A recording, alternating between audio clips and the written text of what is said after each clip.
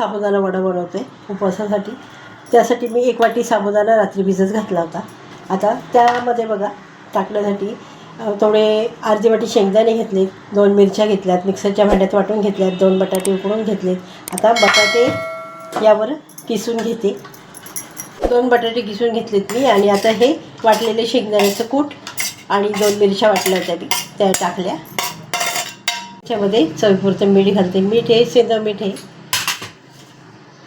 आणि मिक्स करून घेते. असं मिक्स करून घेतले. आता यातले असे गोळे काढते बघा. मी हाताला तूप लावलं मी जरा. असे गोळे काढून घेते. असे मी गोळे काढून घेतलेत बघा. तुम्ही याच्यात कोथिंबीर पण टाकू शकता, कढीपत्ता पण टाकू शकता खात असाल तर. मी खात नाही म्हणून मी टाकला नाही. गॅसवर मी आप्पेपत्र ठेवले, त्याला तुपाने ग्रीस केले. आणि आता हे गोळे बघा याच्यामध्ये टाकून देते. असे मी आप्पेपत्र टाकून घेतले. 2-2 मिनिटांनी उलटी पालटी करून शेकून घ्यायची.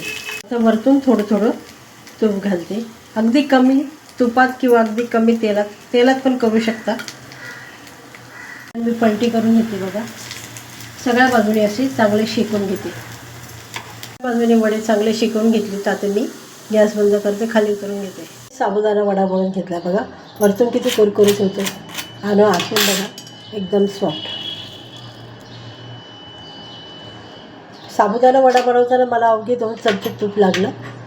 रेसिपी आवडली असेल तर लाईक करा, शेअर करा, सबस्क्राईब करा. धन्यवाद.